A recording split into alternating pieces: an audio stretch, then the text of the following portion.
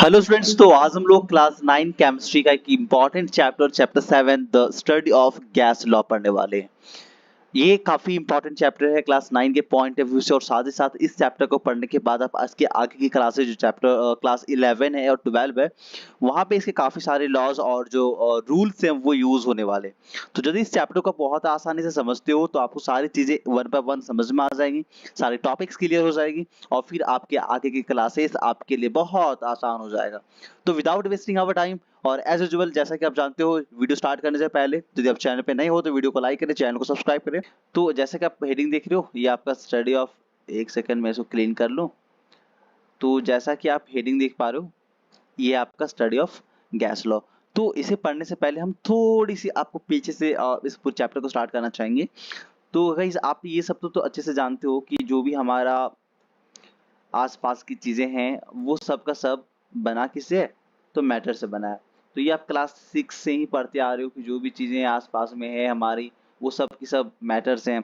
और मैटर्स जो है उसका हम लोग डेफिनेशन भी जानते हैं कि it is anything that has mass and occupies spaces. और इसी मैटर को जो है वो हम लोग बहुत सारे पार्ट्स में डिवाइड करते हैं, जिसमें आपका प्योर और इम्प्योर सब्सटेंसेस आ रहा था, एलिमेंट्स, कंपाउंड्स आ रहा था। फिर हम लोग बात करें कि ये बना किससे है, तो आप इसके बारे में जानते हो कि ये आपका जो एटम्स है और जो आपका मॉलिक्यूल्स है, उनसे मिलकर के एटम्स का सॉरी मैटर का फॉर्मेशन हुआ है। तो आज जो हम लोग पढ़ने वाले हैं, वो उसके आगे है कि जो आपका मैटर है ना, वो तो आपको पता ही है कि 3 स्टेट्स में कौन कौन से भाई।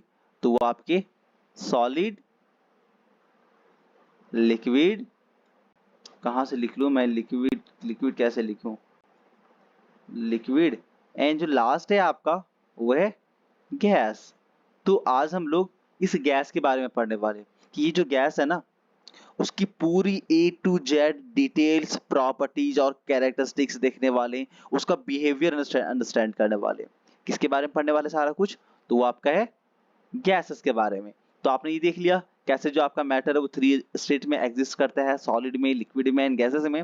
और आज का जो हमारा टॉपिक है वो मेनली बेस्ड है गैसेस पे। तो हम लोग बाकी जो 2 एलिमेंट्स हैं, बाकी जो 2 स्टेट्स हैं, उसके बारे में यहाँ पे डिस्कस नहीं होगी। तो चलो थोड़ी सी इंट्रोडक्शन देख लेते हैं। इंट्रोडक्शन में क्या लिखी हुई है कि the state of matter in which interparticle attraction is weak and interparticle space is so large that the particles becomes completely free to move randomly in the entire available space is known as gas। देखो gas के बारे में क्या कहता है कि gas हमारा matter का वो एक स्टेट है जिसके मॉलिक्यूल्स के बीच, जैसे मान लो ये हमारा गैसेस है और ये इसके बीच का मॉलिक्यूल्स है। तो गैस के मॉलिक्यूल्स के बीच में जो हम लोग, पता है आपको शॉर्ट में IMF मींस क्या होती है? तो इसे कहते हैं हम लोग इंटरमॉलिक्यूलर फोर्स ऑफ अट्रैक्शन। तो इंटरमॉलिक्यूलर फोर्स ऑफ अट्रैक्शन जो है गैसेस में, वो क्या होती है? बहुत बहुत वीक होती है। और साथ में जो इंटरमॉलिक्यूलर स्पेसेस होती है जिसे हम लोग कहते हैं IMS। तो जो इंटरमॉलिक्यूलर स्पेसेस है ना, वो बहुत बहुत बहुत हाई होती है। और इसके वजह से क्या होता है, ये जो छोटे छोटे नन्हे मुन्ने पार्टिकल्स है ना, इन पार्टिकल्स को मिल जाती है स्पेसेस। और ये स्पेसेस जब मिल जाती है तो ये भाई मूव करना स्टार्ट करता है। और किसी भी डायरेक्शन में, ये मान लो इधर मूव कर रहा है तो ये हो सकता है इधर मूव कर रहा है, तो ये पार्टिकल्स कहीं और मूव कर रहा है। तो ये जो पार्टिकल्स है वो क्या करते रहते हैं? स्पेसेस से मिलने की वजह से जहां तहां रैंडमली किसी भी स्पीड से किसी भी डायरेक्शन में वो मूव करते रहते हैं। और इसका जो फोर्स ऑफ अट्रैक्शन है, यानी कि 2 मॉलिक्यूल्स को अट्रैक्ट करने की ताकि वो मूव ना करे, जो स्ट्रेंथ है, जो फोर्स है, वो बहुत बहुत वीक है। इसीलिए इस मॉलिक्यूल्स को मूव करने से ये जो फोर्स ऑफ अट्रैक्शन है उसे रोक भी नहीं पाता है। तो इस तरह से मैटर का जो स्टेट होता है उसे हम लोग कहते हैं गैस। इसमें जो अट्रैक्शन होती है वो बहुत वीक होती है, और जो स्पेसेस होती है वो बहुत लार्ज होती है। और इसीलिए जो पार्टिकल्स है वो कंप्लीटली फ्री होता है मूव करने के लिए। इसको ऐसे समझो ना, यदि आपके घर में आपके पेरेंट्स ना हो, जिस दिन आपके पेरेंट्स ना हो और आपकी क्लास में टीचर्स ना हो, तो फिर आपका क्या हाल होता है? आपको जो मन करता है, जैसे मन करता है, जहाँ घूमना होता है, जैसे करनी होती है वैसे करते, बिल्कुल आजादी से। वही हाल यहाँ गैस के साथ है। गैस के पार्टिकल समझो ना, कोई पेरेंट्स, कोई गार्जियन नहीं, कोई टीचर्स नहीं है। तो ये भाई अपना मौन मनमौजी करते रहता है, जहां तहां घूमते रहेगा और जहां तहां जैसे तैसे करते रहेगा, क्योंकि इसे कंट्रोल करने के लिए कोई नहीं होता है। चलिए, तो ये क्या करेगा? रैंडमली मूव करेगा, और इस स्टेट को हम लोग क्या कहते हैं? गैस कहते हैं। अब सोचो, यदि मान लो आप फ्री हो और आपको अपने घर में छोड़ दिया जाए, अपने क्लासरूम में छोड़ दिया जाए, 2-4 बच्चों को, या तो फिर 2-4 जन आप लोग साथ में हो और साथ में कोई पेरेंट्स और टीचर नहीं है, तो क्या करोगे? यदि आप घर पे हो तो पूरे घर में इधर-उधर कभी क्रिकेट खेल रहे हो, कभी लूडो खेल रहे हो, कभी इधर भाग-दौड़ कर रहे हो, पूरे घर में फैल जाओगे। यदि इस क्लासरूम में या फिर स्कूल में हो तो पूरे स्कूल में कोई लुका-छुपी खेल रहा है, कोई दौड़म-दौड़ी खेल रहा है, कोई भागम-भागी खेल रहा है, कोई क्रिकेट खेल रहा है, कोई कुछ कर रहा है, कोई कुछ कर रहा है। मतलब पूरे स्कूल में फैल जाते हो ना, पूरे कैंपस में। क्या आप अपने क्लासरूम में सिमट के रहते हो? या फिर आप अपने घर में अपने एक रूम में सिमट के रहते हो क्या? नहीं रहते हो ना। उसी तरह जो पार्टिकल्स है, उसके गैसेस के जो पार्टिकल्स है, वो एक जगह स्थिर नहीं रहते। जिस कंटेनर में डाल दो, उस पूरे कंटेनर का जो वॉल्यूम है उसको ऑक्यूपाइज कर लेगा। तो क्या कहता है कि जो गैस है वो ऑक्यूपाइज करता है entire space of the vessel. Vessel मतलब जिस बर्तन में इसको हम लोग रख देंगे ना, वो पूरे बर्तन का जो शेप है वो ले लेगा और take the shape of the vessel. तो गैस के बारे में क्या लिखी हुई, गैस की प्रॉपर्टीज कि gas is so uniform behaviour under similar condition. तो जितने भी तरह के गैसेस है, जितने भी तरह के गैसेस हैं, वो सब एक जैसा बिहेवियर शो करता है नॉर्मल कंडीशन में। यानी कि जैसे कि आप हो ना, जितने सारे स्टूडेंट लोग ऑलमोस्ट सब एक ही जैसा बिहेव करेगा, यदि उसके टीचर्स और पेरेंट्स ना हो, सब भागेगा इधर से उधर, दौड़ेगा, कहीं एक जगह स्थिर और डिसिप्लिन में तो रहेगा ही नहीं, भूल ही जाओ। उसी तरह गैस के साथ है, यदि टेम्परेचर और प्रेशर जो है ना वो फिक्स है, तो बाकी जितने सारे गैसेस हैं उनका जो बिहेवियर है, जो प्रॉपर्टीज है, वो यूनिफॉर्म होगा। आई होप कि ये चीजें आपको समझ में आ गई होगी। तो ये हुआ था आपका इंट्रोडक्शन गैसेस का। तो अब हम लोग इसका बिहेवियर देखेंगे, गैस का बिहेवियर और उसका कैरेक्टरिस्टिक्स प्रॉपर्टीज ऑफ गैसेस। यानी कि गैस जो है उसका क्या प्रॉपर्टीज है, क्या उसका बिहेवियर है, इसके बारे में हम लोग आगे पढ़ेंगे। तो चलिए नेक्स्ट देखते हैं। Gases are composed of molecules. ये बात तो भाई किसको पता नहीं है, क्लास 7 में पढ़ रहे हो, 6 में पढ़े हो, 8 में भी इवन आप लोगों ने पढ़ ली हो कि गैसेस जो है वो कंपोज्ड होता है छोटे छोटे मॉलिक्यूल्स, जिसे हम लोग पार्टिकल्स कहते हैं, जो कि रैंडम मोशन में होता है कि नहीं?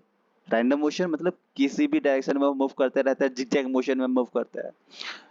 Kinetic energy helps in explaining the simple relationship that exists between the pressure, volume and the temperature. देखो गैस के लॉज को समझने का बस 3 फंडामेंटल कॉन्सेप्ट है, अतः बोलो 3 फैक्टर्स हैं, 3 फैक्टर्स हैं जो डिसाइड करता है कि जो आपका मॉलिक्यूल्स है गैसेस में, उसका बिहेवियर, प्रॉपर्टीज, कैरेक्टरिस्टिक्स कैसा होगा। तो आप बोलोगे अच्छा सर, यदि 3 तो है तो जल्दी जल्दी से बता दो कि वो 3 तो क्या क्या है। देखो 3 में पहला है आपका वॉल्यूम, दूसरा है टेम्परेचर और थर्ड इज प्रेशर। ये जो 3 फैक्टर्स है ना, टेम्परेचर, वॉल्यूम एंड प्रेशर, ये 3 फैक्टर डिसाइड करता है, ये 3 फैक्टर्स आपको पूरी डिटेल्स इंफॉर्मेशन दे देता है कैरेक्टरिस्टिक्स और प्रॉपर्टीज ऑफ गैसेस के बारे में। यदि हम इन तीनों को अच्छे से कंट्रोल कर सकते हैं ऊपर नीचे करके, तो गैस हमारा कंट्रोल हो जाएगा, गैसेस के जो पार्टिकल्स हैं वो भी कंट्रोल हो जाएगा। अब बोलोगे सर कैसे? कोई बात नहीं, चलो बताते हैं, आगे पढ़ते रहो, ब्लॉग सॉरी वीडियोस में बने रहो। ये ब्लॉग्स क्यों कह रहा हूँ बार बार मैं। नेक्स्ट है the kinetic molecular theory. Kinetic molecular theory मतलब आपको पता है कि जब कोई पार्टिकल्स मोमेंट में होता है उसमें एक एनर्जी होती है जिसे हम लोग काइनेटिक एनर्जी कहते हैं। तो काइनेटिक मॉलिक्यूलर जो थ्योरी है वो आपको एक्सप्लेन करता है behaviour and characteristics properties of gases. तो फर्स्ट जो प्रॉपर्टीज है वो है आपका composition of gases. First properties is composition of gases. तो पहला जो प्रॉपर्टीज है वो क्या कहता है कि गैसेस जो है ना वो बनी हुई है बहुत ही टीनी पार्टिकल से, जिसे हम लोग मॉलिक्यूल्स भी कहते हैं, जो मूव करता है in all possible direction at all possible speed. जितनी ज्यादा स्पीड संभव हो सकता है उसके लिए हर एक पार्टिकल्स का हो सकता है अलग अलग स्पीड रहता होगा, अलग अलग डायरेक्शन रहता होगा, और जितनी सारी स्पीड्स हैं वो ऑक्यूपाई कर सकते हैं, जितना एनर्जी उसके पास है उसके अकॉर्डिंग वो मूव करता है। द मॉलिक्यूल्स जो है वो नेग्लिजिबली स्मॉल है। उसका साइज के बारे में बात करें तो साइज तो भाई बहुत ही ज्यादा स्मॉल है as compare to the volume occupied by the gases. Gas जितना वॉल्यूम ऑक्यूपाइड कर लेता है ना उसके कंपेयर उसका जो साइज है वो बहुत छोटा होता है, लेकिन वो क्योंकि फ्री है इसलिए पूरे कंटेनर में फैल जाता है। कॉम्पोजिशन के बाद नेक्स्ट जो प्रॉपर्टीज है वो ये कहता है कि neither a fixed volume nor a fixed shape. मतलब गैस का ना ही फिक्स्ड वॉल्यूम होगा ना ही फिक्स्ड शेप होगा। तो चलिए देखते हैं कि ऐसा क्यों होता है। तो चूंकि गैस में नेग्लिजिबल फोर्स ऑफ अट्रैक्शन होता है उसके पार्टिकल्स के बीच में, और इसीलिए जो पार्टिकल्स है, जब फोर्स कम है, अट्रैक्शन कम है, तो वो फ्री मूव कर लेता है, और मूव कर लेता है, जितना स्पेस अवेलेबल रहता है उतने में वो मूव करने लगता है, और द मूवमेंट इज रेस्ट्रिक्टेड, और उसका जो मूवमेंट है वो तभी रेस्ट्रिक्ट होगा जब सामने कोई वॉल होगी, और जब तक वॉल नहीं है, कोई ऑब्जेक्ट नहीं है, तब तक वो मूव होना बंद नहीं करेगा। और देखो वॉल आने के बाद भी वो मूवमेंट बंद नहीं करेगा, वो बस उसी में प्रेशर अप्लाई करेगा, बार बार टकराते रहेगा, इधर से उधर छटपटाते रहेगा। समझो बहुत बदमाश बच्चा है गैस के particles. Thus they attain the shape of the containing vessel, और इसीलिए ये क्या करता है, उस वेसल का जिसमें इसको रखा जाता है उसका शेप को ये टेक प्लेस कर लेता है। नेक्स्ट एंड थर्ड पॉइंट है कि gases exert pressure in all direction. देखो अभी मैंने आपको बताया कि जो पार्टिकल्स हैं वो ऑल पॉसिबल डायरेक्शन में मूव करते हैं, और विथ ऑल पॉसिबल स्पीड के साथ। तो ये क्या करते हैं कि जब एक दूसरे के साथ टकराते रहते हैं ना, तो कॉलिजन होता है, और कॉलिजन होने की वजह से उसका स्पीड और बढ़ जाता है, और स्पीड बढ़ने के बाद वो किससे टकराएगा, वो आपस में रहेगा तो कहाँ टकराएगा, वो अपने आप से, और दूसरा जिस कंटेनर में रखा है उसकी वॉल से टकराएगा। तो जिस वॉल पे ये आके टकराता है ना, उसमें ये प्रेशर क्रिएट करता है, वॉल पे प्रेशर क्रिएट करता है, और कहीं वॉल जो है ना वो थोड़ी सी कमजोर रही तो वो फट के बाहर निकल जाएगा। जैसे आपने बलून के केस में देखते हो ना, जो बलून है उसमें गैसेस भरी हुई रहती है, गैसेस आप फूक फूक के डाल देते हो, लेकिन जहां थोड़ी सी बलून कमजोर निकलती है, हल्की सी पतली होती है, वहां से वो फट के निकल जाते हैं गैसेस। हाँ, नेक्स्ट क्या लिखा हुआ है, द मूविंग पार्टिकल्स जो है वो कोलाइड करता है गैस के particles with each other and also with the wall, वो एक दूसरे के साथ और वॉल के साथ क्या करती है, टकराती है। ड्यू टू दिस कॉलिजन, और ये जो कॉलिजन है इसकी वजह से गैसेस मॉलिक्यूल्स एक्सर्ट्स प्रेशर। तो जो गैस के मॉलिक्यूल्स हैं वो क्या करते हैं, प्रेशर एक्सर्ट करते हैं। गैस के मॉलिक्यूल जो प्रेशर एक्सर्ट करते हैं, और it has been found that a given temperature, time and area the same number of molecules of a gas strike against the walls of the container. देखो ऐसा ना ये फाउंड करा गया ऑब्जर्वेशन में, यदि टेम्परेचर स्थिर है, टाइम और एरिया भी फिक्स है, तो जो अमाउंट ऑफ मॉलिक्यूल्स वॉल्स में टकराएगा वो भी फिक्स रहता है। इसलिए gases exert the same pressure in all direction. इसलिए जो गैस है ना वो अपना एक तरह का प्रेशर को मेंटेन रखता है जिसे भी किसी बर्तन में उसे रखा जाता है, यानी कि बर्तन के left side, right side, upper side and down side, चारों साइड में जो है वो प्रेशर एक्सर्ट करेगा, और वो भी इक्वली एक्सर्ट करेगा। जब जैसे कि इसको मान लो ना, किसी अब बोतल में गैस को भर के रखे हुए रहते हो, तो जो गैस की मॉलिक्यूल्स है वो गैस बोतल की चारों साइड जितने सारे शेप उसके डायरेक्शन और सरफेसेस हो सकते हैं, सभी सरफेसेस पे इक्वल प्रेशर एक्सर्ट करता है। नेक्स्ट पॉइंट है कि गैसेस आर हाईली कंप्रेसिबल। भाई ये तो बहुत ही सिंपल सी चीज है, इसे तो कोई भी बता सकता है, बच्चा बच्चा जानता है कि गैस को हम लोग क्या कर सकते हैं, कंप्रेस कर सकते हैं। जैसे कि देखो क्या लिखा हुआ है, इंटर पार्टिकल्स यानी कि जो इंटर मॉलिक्यूलर स्पेसेस है गैस के मॉलिक्यूल्स के बीच में, वो क्या होती है, बहुत ही लार्ज होती है, मतलब उसका जो बीच का जो स्पेस है वो लार्ज है। And this accounts for a high compressibility of gases, और इसीलिए गैसेस को हम लोग कंप्रेस कर सकते हैं, और गैसेस इजीली कंप्रेसिबल हो जाती है क्योंकि उसके बीच में स्पेसेस है। तो जब उसे हम लोग कंप्रेस करते हैं तो वो आराम से एडजस्ट कर लेता है खुद को। ऑन अप्लाइंग प्रेशर, जब हम प्रेशर अप्लाई करते हैं तो जो मॉलिक्यूल्स है वो पास पास में आ जाता है, और दस decreasing the volume of the gas, और इससे वॉल्यूम का जो गैस है वो डिक्रीज हो जाता है। चलो मैं इसको ना एक छोटी सी एक्सपेरिमेंट से बताता हूँ। मान लो ना ये एक इंजेक्शन है, मान क्या लेना भाई, देखो इंजेक्शन ही मैं बना दे रहा हूँ, अभी इंजेक्शन ही तो है ये, और यहाँ पे ना ये है नीडल जहाँ से गैसेस निकलती हैं, और ये है पिस्टन, यहाँ पे मैं आपको बना दे रहा हूँ, ये पिस्टन है जो हम लोग प्रेस करते हैं। हो गई ना इंजेक्शन ये। तो अब क्या करेंगे, इस इंजेक्शन को आप पहले इधर ले आओ, मतलब फुल। तो इंजेक्शन का जो ये आपका रबर लगा हुआ रहता है इस जगह पे आ जाएगा, और यहाँ पे अपने फिंगर से इस पार्ट्स को बंद कर दो। तो अब जो है यहाँ पे एयर भरी हुई है, मतलब गैसेस तो फिल है ना, हमने तो गैसेस को तो निकाला नहीं। जब हमने पिस्टन को बाहर खींचा ना, तो इसमें जो गैसेस है वो फिल हो गया। और अब आप क्या करो, यहाँ फिंगर से क्लोज रखो और इस पिस्टन को अब प्रेस करो। तो जैसे ही पिस्टन को प्रेस करोगे तो देखना जो पिस्टन है वो धीरे धीरे दबना स्टार्ट हो जाता है, पिस्टन धीरे धीरे दबना स्टार्ट होता है।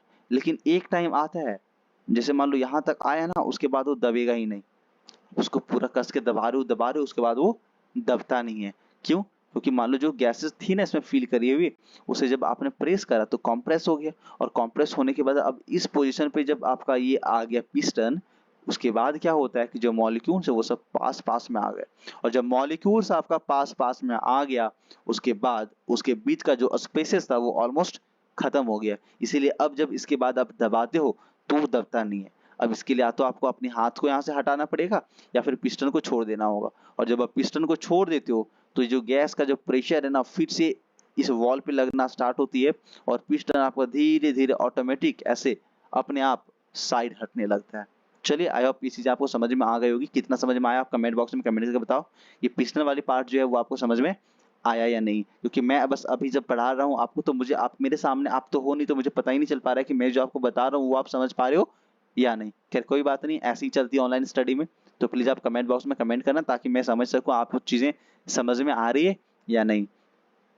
नेक्स्ट नंबर 5 है, गैसेस आर हाईली एक्सपेंसिबल। देखो, गैसेस कॉम्प्रेसिबल भी है और साथ में एक्सपेंसिबल भी है। एक्सपेंसिबल कहने का मतलब है जो वो उसका वॉल्यूम है, जो अमाउंट है गैसेस का वो बढ़ता है। Gases increase in volume on decrease in pressure and increase in temperature. देखो, गैसेस एक्सपेंसिबल होता है लेकिन एक फिक्स्ड कंडीशन में। तो भाई गैसेस का एक्सपेंड करने का कंडीशन क्या है?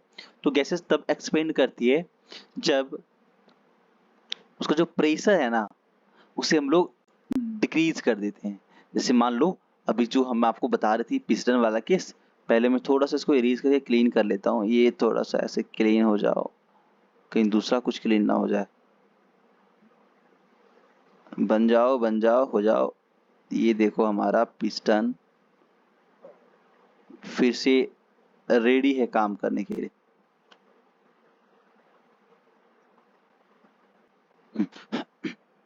हम क्या करेंगे, अभी जो ये पिस्टन दबा हुआ है ना, तो ये भी प्रेशर अप्लाई किया होगा, और इस पिस्टन को हम क्या कर लेंगे, ऐसे बाहर ले आएंगे और इसको भी ऐसे ही बंद रहने देंगे। चलो, और दूसरा क्या करेंगे, जो टेम्परेचर इस पे लग रहा होगा ना, जैसे मान लो ये बाहर धूप में कहीं पे है, तो टेम्परेचर को थोड़ा बढ़ाने का प्रयास करेंगे। हाँ, तो धूप में ही है तो धूप में ही रहने दो, या फिर थोड़ी पूरी टेम्परेचर को बढ़ाने के लिए इसमें क्या करो, आप क्या कर सकते हो, थोड़ी सी कैंडल के पास लेके जा सकते हो, या फिर थोड़ी सी इसको हीट प्रोवाइड करा सकते हो। तो यदि आप इसमें थोड़ा सा हीट प्रोवाइड करवाते हो तो जो इसके मॉलिक्यूल्स है उसमें क्या आ जाएगी, एनर्जी आ जाएगी। इसके मॉलिक्यूल्स में क्या आ जाएगा, काइनेटिक एनर्जी आ जाएगा, और जैसे ही इसमें काइनेटिक एनर्जी आएगा तो ये क्या करना स्टार्ट करेगा, मूव करना स्टार्ट करेगा। जो स्पेसिस है, जो इसका फोर्स ऑफ अट्रैक्शन है, उसे तोड़ के ये बाहर भागने का प्रयास करेगा, और जैसे ही ये बाहर मूवमेंट करना स्टार्ट करेगा फिर ये अपने जो प्रेशर है वो वॉल में क्रिएट करेगा।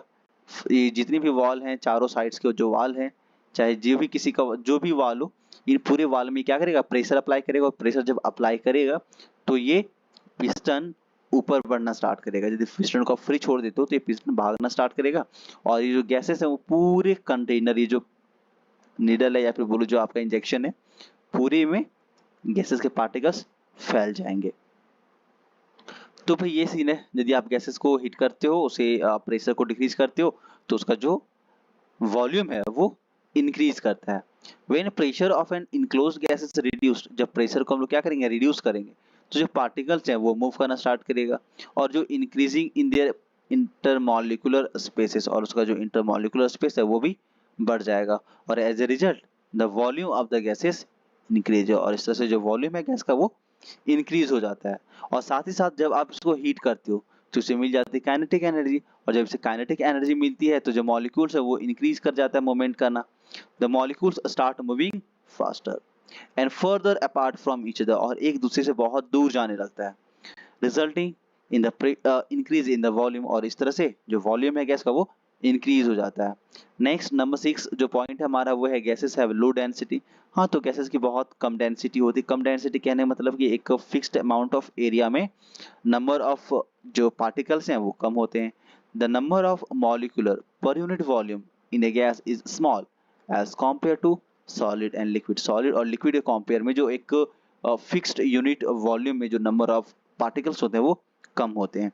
Gases have large intermolecular space, तो गैसेस के बीच में ना, पार्टिकल्स के बीच में स्पेसेस ज्यादा होती है, इसीलिए एक फिक्स्ड वॉल्यूम में कम अमाउंट ऑफ गैस पार्टिकल्स रह पाता है। इसलिए हम लोग कहते हैं गैसेस का जो डेंसिटी है वो बहुत ही कम होता है as compare to solid and liquid.